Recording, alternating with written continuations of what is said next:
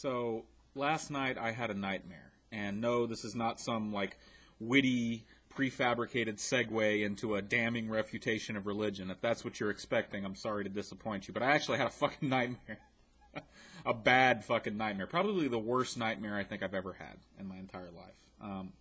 I've talked about my dreams before, I think, on my channel. I usually don't remember them, and when I do, they're usually really boring and stupid. But every once in a while, I'll have a nightmare. And when I have a nightmare, it's usually about one thing, and that's zombies. I hate dead bodies. I'm scared to death of dead bodies and zombies. I think it's a childhood trauma. My parents let me watch Night of the Living Dead, the original black and white Night of the Living Dead, when I was really young. And so I've always carried this intense fear of dead bodies and zombies. I love watching zombie movies now. I love to be scared, and it's one of the only genres of movie that can scare me, really scare me, so I love that, but if I have a nightmare, it's about zombies, and this nightmare was no different. It's the zombie apocalypse has gone down, and it's me and a group of my friends, and we're wandering around this post-apocalyptic city, right? And for some reason, we all had guns, and that made us pretty safe. The people in a zombie movie that have guns are typically, pretty safe. We're safe from the zombies, and we were pretty safe from the chief enemy in a zombie film. And any zombie film aficionado will tell you, it's not the zombies in a zombie movie that end up being the enemy. It's the other people, right? Other people end up fucking the main characters over. It's never the zombies. A little bit of social commentary for you there. But anyway, we've got guns, so we're safe, or as reasonably safe as you can be in some post-apocalyptic city with a bunch of flesh-eating corpses wandering around. But slowly but surely, as we travel around, we start getting picked off. And it seems like, and this just happens over and over in the dreams, it seems like, we'll get attacked by a bunch of zombies, and we'll shoot them and beat them off. Not literally beat them off, but you know what I'm saying. Somebody will get bit. Somebody's bit, but they don't tell the group. And this happens all the time in zombie movies. They don't tell. They get bit on the arm and they just cover it up with their sleeve because they don't. They don't want to be ostracized from the group. They don't want to be left behind. They don't want to be shot. They think that they can beat it, so they don't tell anybody. And then they turn into a zombie. And it always seemed like in the dream, every time this would happen, it's me that has to do the killing. I'd have to shoot one of my friends in the face, or I'd have to beat one of my friends to death, as they try to eat my fucking brains. I've got to, choke them and beat their brains in. And this happens over and over in the dream until towards the end of the dream, it's just me and my fiance left. We're the only two that have survived out of this, group of 10 friends. And night is falling, and we end up taking refuge in this high-rise skyscraper building, right? And we go in there, and of course, it's chock full of fucking zombies. And we decide we're going to get into the elevator and start going up. And we don't just go up to, the top. We go up floor by floor. It's like I think maybe I wanted to search for something. I wanted to find more weapons, because at this point I had nothing. Like, we had run out of bullets. I had nothing.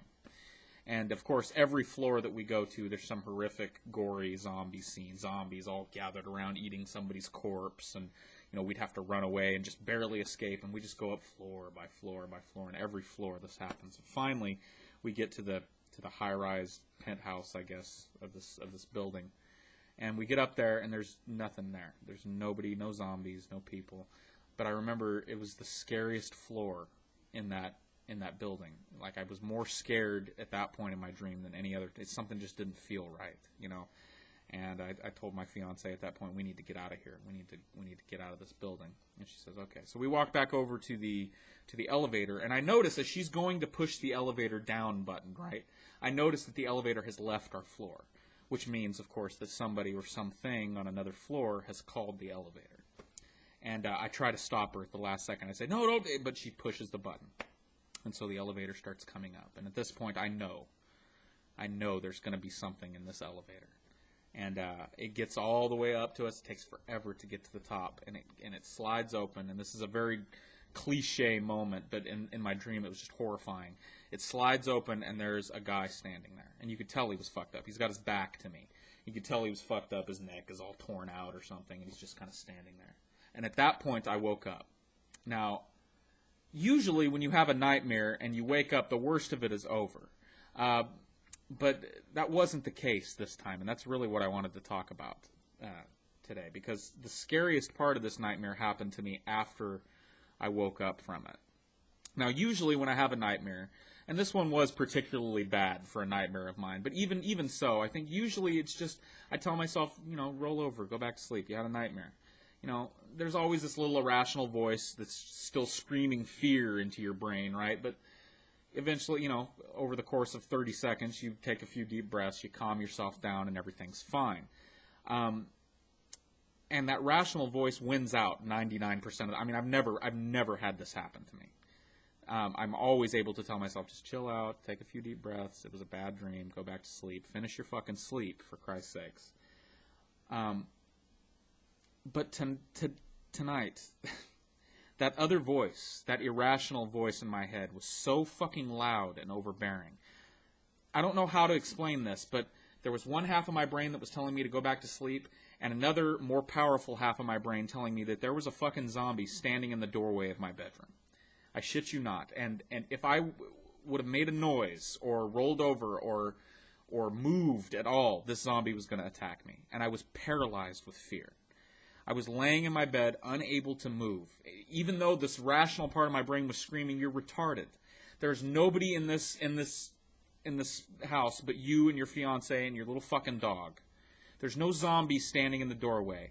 And yet I was so afraid that there was, that I couldn't move. At that moment, and this went on for, it seemed like forever. It must have been 10 or 15 minutes. I just laid there.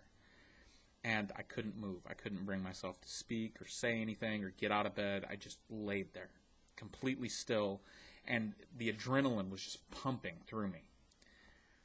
It was really, really frightening. And I've been thinking about it all day. I haven't felt right all day today, since eventually I was able to get up. Although I will admit to you, and I have no shame in admitting this, I had to wake my fucking fiance up. And I felt horrible about doing that, because she's busy. She's got a fucking job. She goes to school.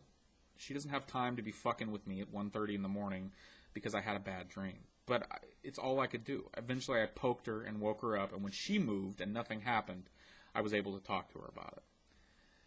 Like I said, I've been thinking about this all fucking day, and it's just been bugging me, and I just haven't felt right. And I knew that there was something more to this, or at least a thought that meant more than just this horrible dream that I had. And I guess it's this realization how strong that irrational part of my brain was for that 10 or 15 minutes. It overpowered me. And of course, eventually I'm thinking about this and I make the connection with religion. This irrational fear that I believe drives religion, or drives a lot of religion. How strong that is. How strong that must be in some people. And what an uphill slope rationality has to climb, because if people's fear of God and fear of hell is anywhere near as strong as the fear that I felt laying in bed early this morning, absolutely certain that there was a slavering fucking corpse standing in my doorway just waiting for a sign of life so it could jump me and fucking eat my fucking brains. If it's anywhere near as strong as that, then rationality has a huge hill to climb. It was so overpowering. And so, I don't know. It was a wake-up call. It really, really was. It really just made me realize what a fucking job rational thinkers have if we ever hope to push religions to the margins of society at all.